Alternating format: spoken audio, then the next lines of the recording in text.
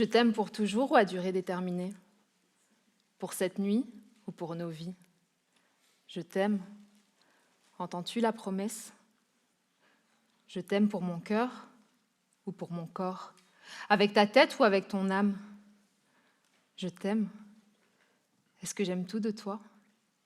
Et toi, qu'est-ce que t'aimes chez moi? Je t'aime. Et mes blessures, tu les aimes aussi? Celles qui saignent encore, tu les soigneras? Est-ce que tu vas me réparer? Est-ce que tu vas me protéger? Finalement, est-ce que je mérite d'être aimée? Je t'aime. Sais-tu à quel point j'ai peur? Est-ce que je suis prête à t'aimer? Est-ce que je vais me perdre? Est-ce qu'on va se perdre? Est-ce que je vais souffrir?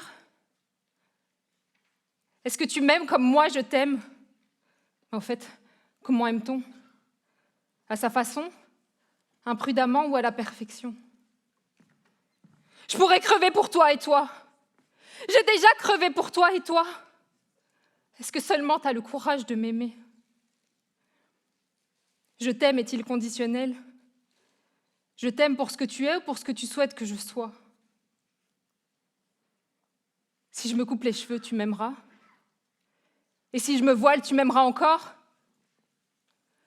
Je t'aime jusqu'à ce que la mort nous sépare ou bien jusqu'à ce que nos parents nous séparent? Est-ce que tu vas te battre pour nous? Je t'aime comme un fou, mais est-ce que ça suffira? Je t'aime dans tes bras ou loin de toi? Je t'aime et toi? Combien sommes-nous? Combien sommes-nous à s'être torturés? Combien sommes-nous assommés par l'infinité de questions que pose « je t'aime ». L'amour a tous les défauts, mais il ne souffre d'aucune certitude. Je t'aime est une question parce que l'on n'a jamais fini de s'interroger. Et pour preuve, si on en croit la plupart des magazines dits féminins, tels que Cosmopolitan ou Journal des femmes, avant de déclarer sa flamme, il est indispensable de se poser les bonnes questions. Quelle est la nature réelle de mes sentiments? Cette personne me témoigne-t-elle assez d'intérêt? Si près de moi, pourtant, comme Céline Dion, je ne sais comment l'aimer, est-ce que l'on se parle d'amour ou d'amitié? Dire « je t'aime » à l'autre, c'est une responsabilité. Il y a du contrat dans ces mots-là. Goldman le chantait et il avait raison. Un contrat à l'autre, mais avant tout un contrat à soi. Avant d'exprimer ce que l'on ressent, il y a l'étape de l'introspection. Pour certains, la simple évocation de ces 7 lettres qui lient 2 êtres par un apostrophe est le début d'une remise en question complète de l'identité. Je me sens différente. Qui suis-je? Cisgenre ou transgenre? Qui j'aime? Suis-je attirée par les hommes ou par les femmes? Peut-être par les deux. Le questionnement identitaire est, selon de nombreuses études en psychologie, une phase souvent vécue dans l'appropriation de l'orientation amoureuse ou sexuelle. Si pour une partie de la population, cette période dubitative ne dure que quelques secondes, pour d'autres, elle est un véritable parcours du combattant. Il s'agit de sans cesse s'interroger sur l'affection portée à l'autre. Je t'aime, avant même qu'il ne soit proféré, est un véritable champ de bataille interne opposant des questions de calibre différents. La question gagnante se hisse alors sur nos lèvres et certaine de sa victoire se travestit en affirmatif. « Je t'aime !» point d'exclamation. Mais « je t'aime » oublie un peu trop vite qu'il est de la famille des incertains, du doute, de la gamberge. Pourtant, il suffit de tendre l'oreille, jamais loin est le point d'interrogation. Dire « je t'aime », c'est autant interroger sa raison que son corps. Une question, 2 coups pour sonder la véracité de nos sentiments. En effet, telle une séance chez un bon kinésiologue, on exprime tout haut ce que l'on cherche à vérifier plus bas, et les réactions physiques permettent le diagnostic. Dites un peu « je t'aime » comme on dirait 33, ça vous chatouille, ça vous gratouille, ça vous papillonne. C'est magique, le corps reconnaît la question et il y répond. « Je t'aime » se dit là, en français, mais se voulant universel, il a sa traduction dans toutes les langues. I love you, te quiero, ik houd van je, behibbek, et même celle du silence. Mais lorsque je t'aime se drape de pudeur, il ne se dit pas du tout. Il troque sa splendeur pour des questions de tous les jours. Tu vas où? Tu rentres à quelle heure? T'as faim? Et c'est celui ou celle qui les reçoit de déceler, derrière l'aridité de ces phrases, la source d'amour maladroit. Hein, papa? J'ai envie de croire qu'il y a des je t'aime derrière ces questions-là. Une question, par définition, c'est une demande faite pour obtenir une information.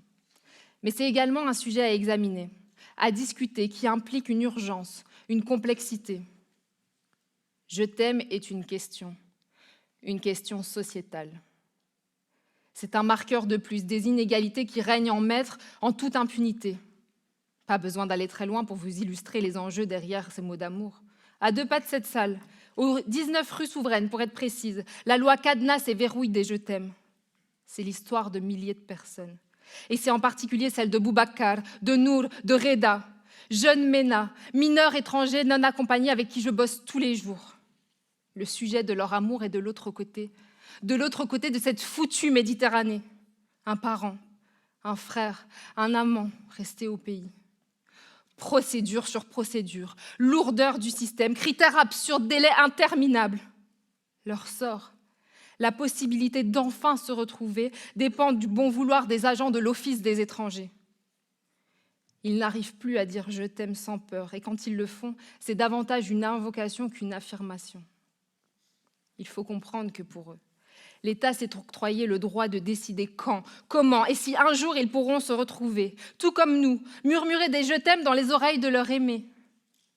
Leur « je t'aime » dépasse la question personnelle et vient vous bousculer, nous interroger sur le droit à chacun d'être aimé. Leur « je t'aime » est une remise en question, la nôtre. Et c'est pas fini. Le dire et recevoir une réponse en retour ne nous prémunit de rien. Je t'aime, mon amour, moi aussi, mais il y a les autres. Et ce mais, il flingue à lui tout seul les fondations déjà fragiles de l'union. Je t'aime ne devrait concerner que 2 personnes liées par la formule, mais il est évident, et à mon grand regret, que dans de nombreux foyers encore, la réalité est tout autre. Je pose la question à l'être aimé, et voilà maintenant que c'est tout un quartier qui souhaite y répondre. Pression familiale, règles stupides, normes insensées qui vous donnent ou non le droit d'aimer à voix haute. Licite ou illicite, halal ou haram, mais c'est pourtant pas la question que j'ai posée. Avec eux, dire je t'aime, c'est plus qu'une question, c'est devenu un escape game. Il faut trouver les réponses et puis s'enfuir avant que les portes ne se referment.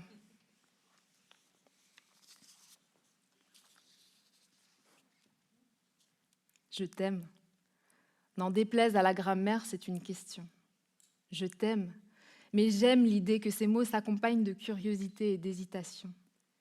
Je t'aime, rien ni personne n'est acquis.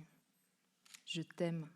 L'amour va et vient et charrie avec lui une constellation d'interrogations. Je t'aime.